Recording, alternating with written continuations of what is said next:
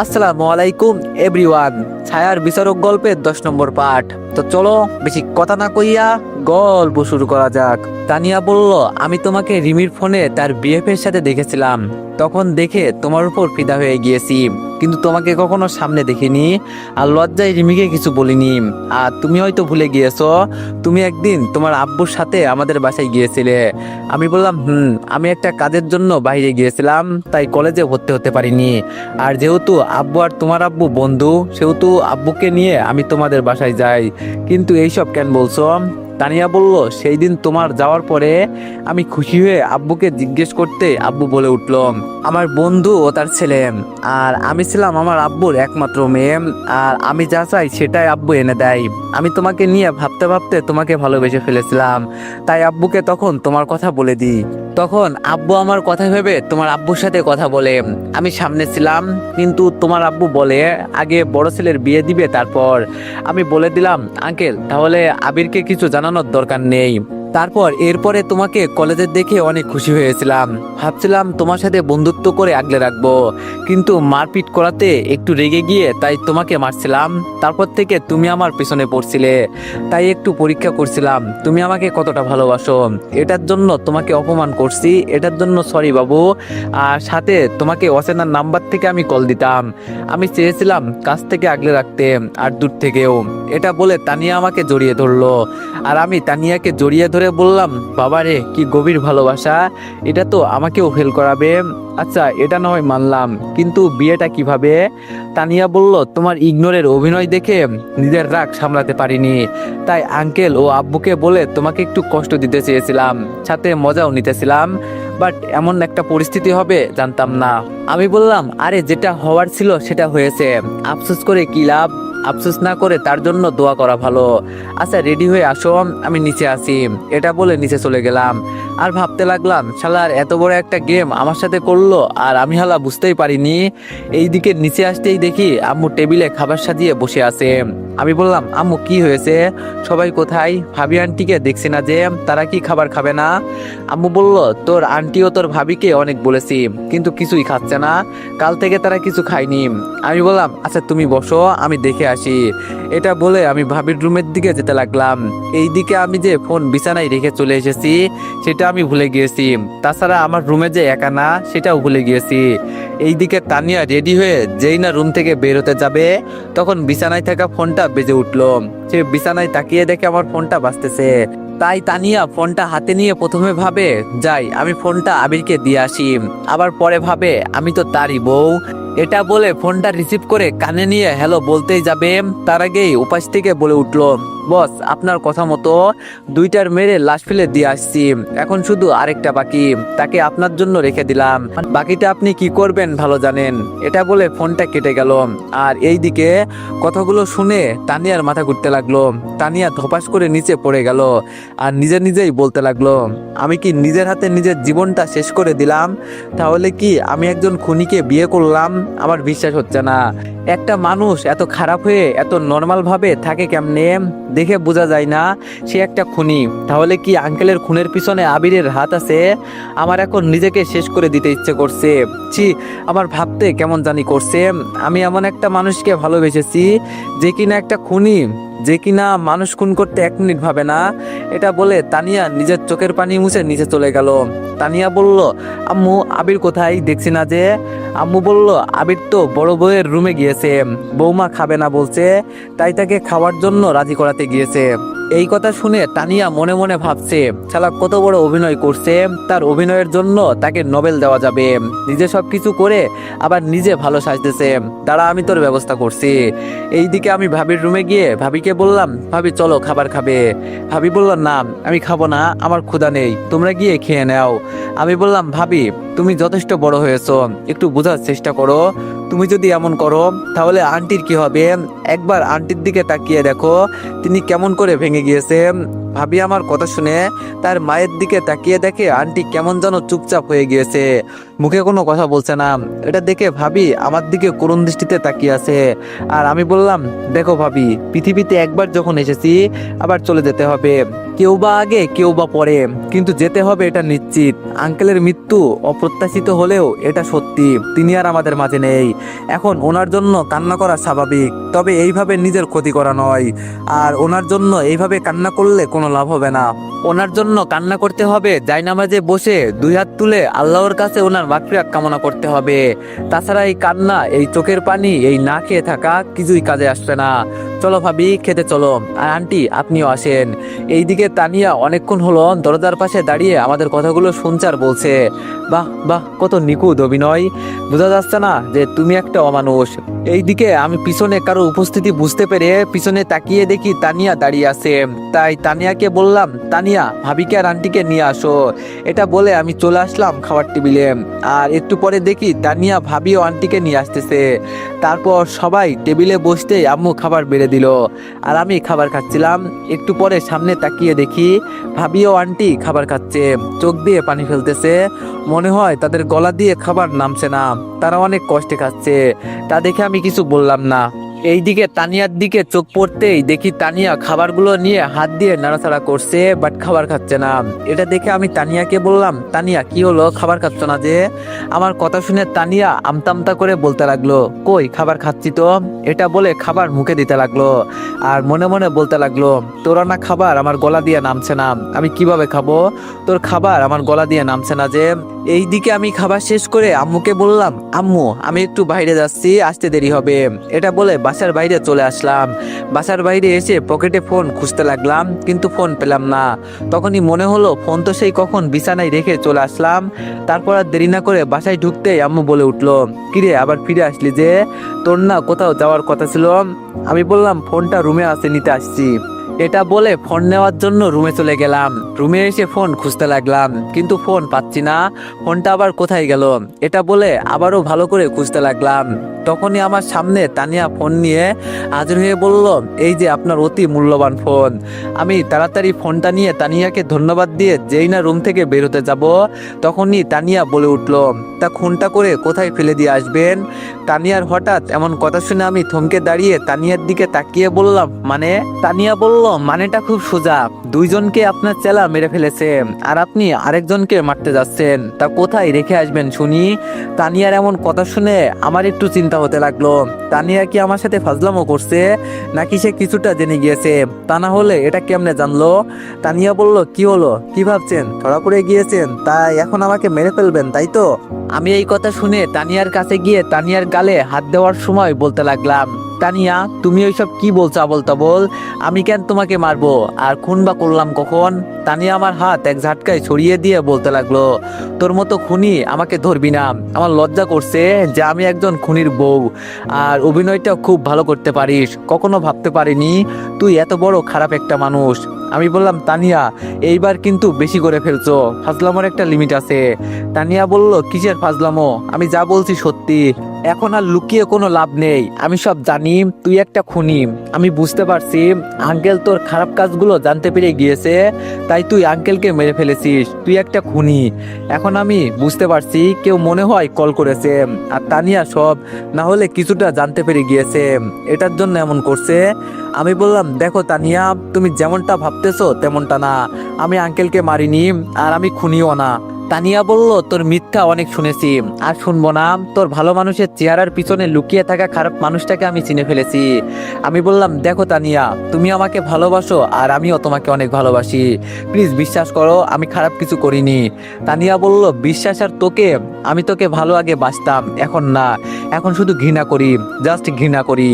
আমি তানিয়ার এমন কথা শুনে হালকা কষ্ট পেলাম এবং বুকের উপর পাথর রেখে বললাম, তানিয়া তুমি আমার কথাটা একবার শোনো। তানিয়া বলল, তোর কথা তো দূরে থাক, আমি তোর চেহারাটাও দেখতে চাই না, দূর হয়ে যা আমার সামনে থেকে। আমি বললাম, প্লিজ একটিবার কথাটা শোনো, তাহলে তোমার সব ভুল ভেঙে যাবে। তানিয়া বলল, যা জানার আমি জেনে গিয়েছি, তোর মিথ্যা বানোয়াট কথা আর শুনতে চাই না, দূর হয়ে যা। তানিয়া আগে অনেক অপমান করেছে, তখনও কষ্ট পেয়েছি, এটা ভেবে যে সে আমাকে একদিন ভালোবাসবে। সে আমাকে ভালোবেসেছে, বাট বিশ্বাস করতে পারিনি। সে যদি আমাকে সুন্দরভাবে জিজ্ঞেস করতো বা আমার কথা শুনতে চাইতো তাহলে আমি বুঝিয়ে বলতাম, কিন্তু সে আমাকে অবিশ্বাস করছে।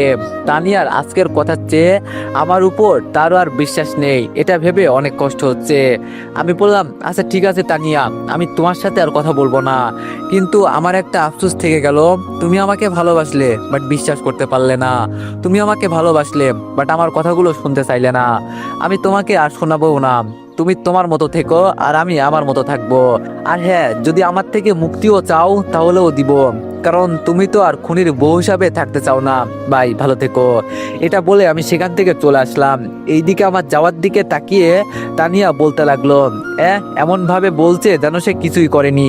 তোমার তুলসী পাতা মনে হয়। যা যা, তোর বউ হিসাবে আমিও থাকতে চাই না। আম্মুর রুমে গেলাম। আম্মু বলল, কি রে বাবা, কোথাও যাচ্ছিস নাকি? আমি বললাম, আম্মু আমার যেতে হবে, বাসার সবার খেয়াল রাখবা। আর হ্যাঁ, আব্বুকে বলে দিবা যেন বাসার বাইরে প্রয়োজন ছাড়া বের না হয়, আর ভাইয়াকেও। আম্মু আমার এমন কথা শুনে আমাকে জড়িয়ে ধরে কান্না করে বলতে লাগলো, সাবধানে থাকিস বাবা, তোর কিছু হয়ে গেলে আমি বাঁচবো কিভাবে? আমি বললাম, আম্মু তুমি চিন্তা করিও না, আমার কিছু হবে না, আল্লাহ হাফেজ আম্মু, ভালো থেকো। আম্মু বলল, কখন আসবি বাবা? আমি বললাম, ঠিক নেই, হয়তো আজকে রাতে, আবার কালও হতে পারে, আবার মাসও হতে পারে। এটা বলে আম্মুর পাশ হয়ে সালাম করে বের হয়ে গেলাম বাসা থেকে। নিজের সিনিয়রের কথা অমান্য করে থাকতে চেয়েছিলাম তোমাদের পাশে, কিন্তু থাকতে পারলাম না ভালোবাসার মানুষের জন্য। কি এক অদ্ভুত ভালোবাসা। আজ জানলাম সে আমাকে অনেক ভালোবাসে, অনেক আগে থেকে ভালোবাসে। আবার আজকেই জানলাম সে আমাকে সবার থেকে বেশি ঘৃণা করে। এটাই ভালোবাসা, তাই না? সেকেন্ডে ভালোবাসা, আবার সেকেন্ডেই ঘৃণা। কি এক অদ্ভুত ভালোবাসা। সে আমাকে আর দেখতে চায় না, সে আমার ভালোবাসা চায় না। দেখা লাগবে না, ভালোবাসাও লাগবে না, বিশ্বাসও করা লাগবে না। তোমার যা চাই তাই করিও। চলে যাচ্ছি, হয়তো আসতেও পারি, আবার নাও আসতে পারি, কারণ কার মরণ কোথায় কে জানে। তবে আল্লাহর কাছে দোয়া করে গেলাম, আর আসলে তুমি মুক্তি পাবে, আর না আসলেও আরো ভালো। কারণ ভালোবাসতে গেলে শুধু মন আর আবেগ লাগে না, সাথে বিশ্বাসও লাগে। তাছাড়া একজন খুনিকে আবার কে ভালোবাসবে?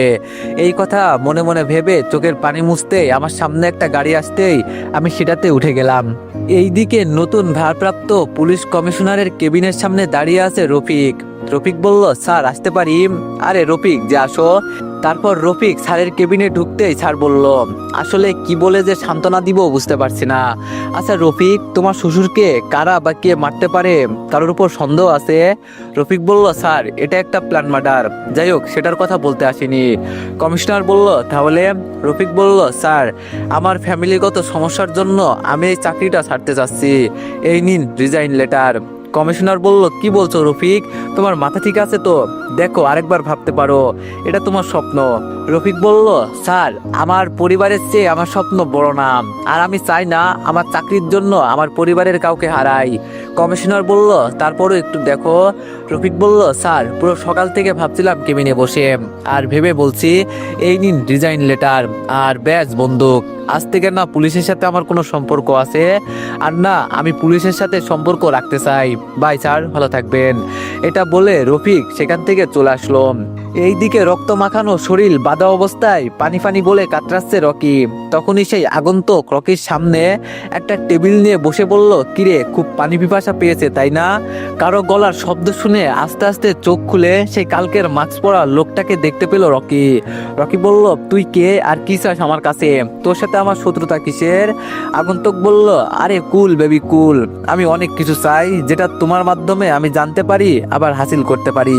আগন্তুক বলল, তুমি হচ্ছে আমার এখন সোনার ডিম পাড়া হাঁস। রকি বলল, মানে? আগন্তুক বলল, মানেটা খুব সোজা, এখন বলো টাইগারের সামনে প্ল্যান কি? রকি বলল, দেখ আমি টাইগারের জন্য কাজ করি, তার প্ল্যান টিলান আমি জানি না। আগন্তুক বলল, সেটা তো আমিও জানি, তবে একটু বাজিয়ে দেখলাম। জিসান মালটারে নিয়ে আয়। আগন্তুকের কথা শুনে জিসান একটা ছেলেকে মুখে কালো মুখোশ দিয়ে ঢেকে রকির পাশে বসিয়ে বাঁধলো। রকি বলল, কে? আগন্তুক বলল, দেখবি? ওই জিসান দেখা। এটা বলে জিসান কালো কাপড়টা সরাতেই দুইজনের দিকে চোখ বড় বড় করে তাকিয়ে বলল। রকি বলল, রিফাত তুই? আরে ছোট স্যার আপনি? রকি বলল, তুই এই শালাদের জালে ধরা পড়লি কি করে? তুই তো আমার ভাইয়ের বডিগার্ড।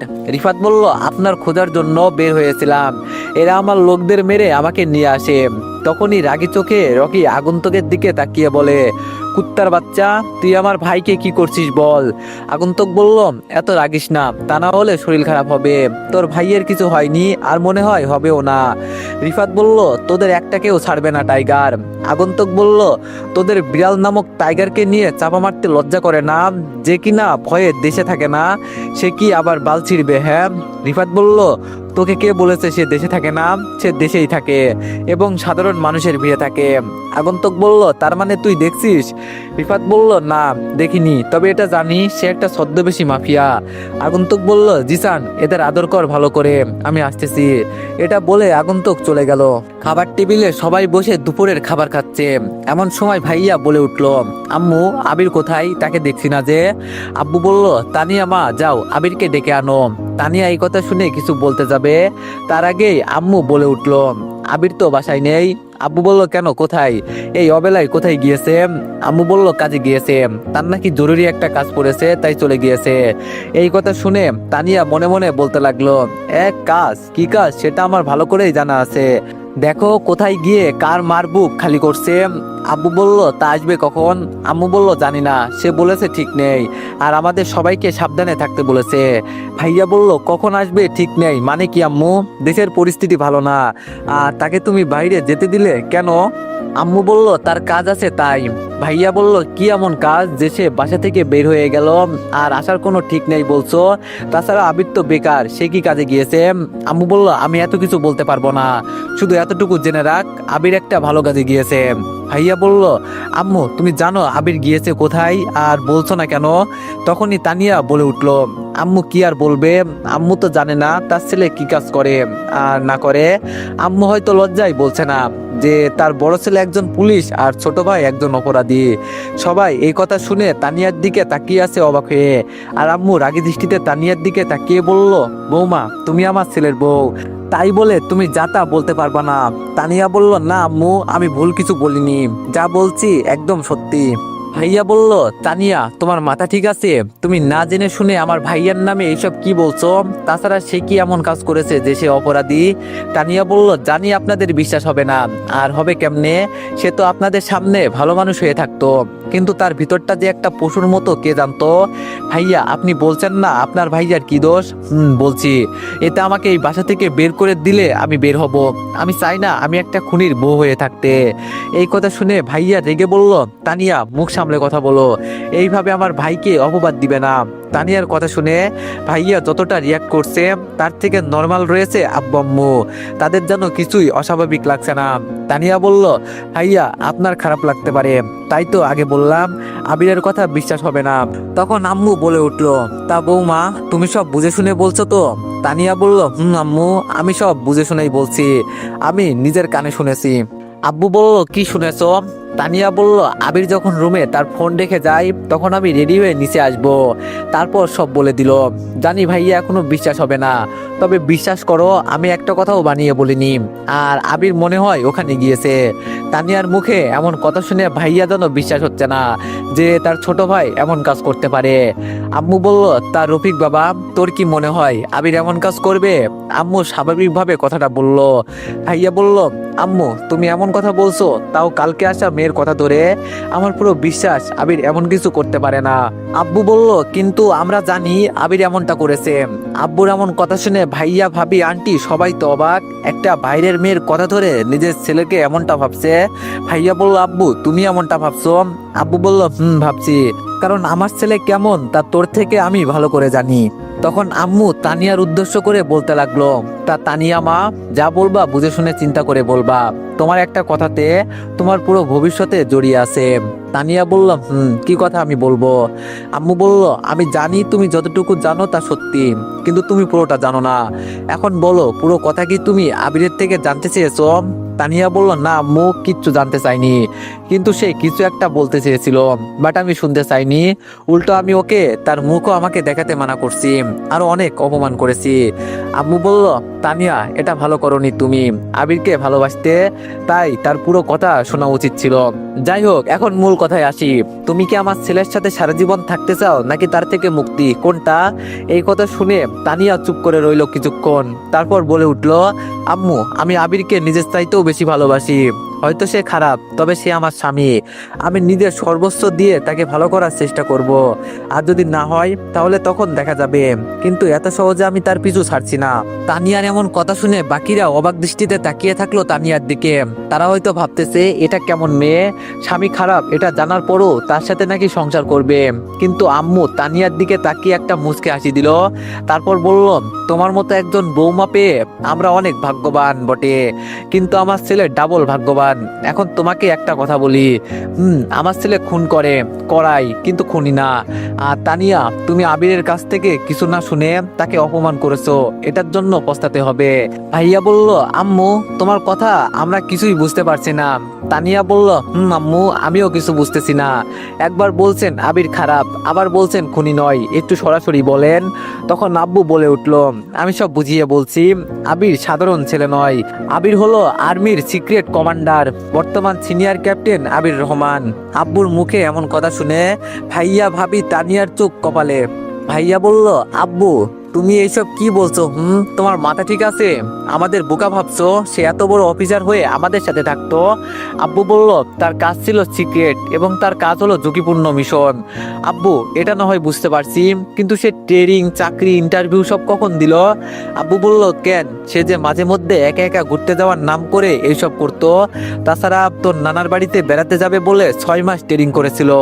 এইসব তোদের কাউকে বলতে মানা করেছে, এবং তাকে সেনাপ্রধান ছাড়া তেমন কেউই এখনো চিনে না। আর সে 3টা ছেলেকে মারছে, হয়তো তারা অপরাধ করছে। এইদিকে তানিয়া এমন কথা শুনে অবাক, সাথে চোখে পানি চলে এসেছে। সে এখন ভাবছে কি করছে এটা, সবকিছু না জেনে আমি আমার স্বামীকে এত বড় অপমান করছিলাম। এইদিকে ভাইয়া বলল, আমার ছোট ভাই এত বড় চাকরি করে, অথচ আমি জানি না। আজ বাড়িতে আসুক, দেখাবো মজা। আম্মু বলল, মনে হয় না আরেক সপ্তাহ আসবে, কারণ তোর ভাই একটা মিশনে গিয়েছে, হয়তো আর নাও আসতে পারে। এটা বলে আম্মুর চোখ দিয়ে পানি বের হয়ে গেল। আর এইদিকে তানিয়া এই কথা শুনে এক দৌড়ে রুমে গিয়ে দরজা বন্ধ করে কান্না করতে লাগলো, আর আফসোস করতে লাগলো, এটা আমি কি করলাম, না জেনে এত বড় অপবাদ। আবির কি আমাকে ক্ষমা করবে? না, সে আমাকে ক্ষমা করবে না। না করলেও আমি তাকে মানিয়ে নিব। এইদিকে নিজাম চৌধুরী বলল, শালা রিফাতের বাচ্চা রিফাত, দুধকলা দিয়ে কালচাপ পুষেছিলাম এতদিন, সামান্য একটা কাজ দিলাম, ওইটা না করে এখন ফোনই ধরছে না। এইসব ডাইনিং রুমে বসে বসে ভাবতেছে। এমন সময় বাড়ির দারোয়ান দৌড়ে এসে হাঁপাতে লাগলো। নিজাম চৌধুরী বলল, কিরে এমন কুকুরের মতো হাঁপাচ্ছিস কেন, যা বলার তাড়াতাড়ি বলে যা। দারোয়ান বলল, স্যার আমগো গেটের সামনে একটা বড় ট্রাকে করে কারা যেন আমগো লোকদের মেরে ফালাইয়া চলে গেছে।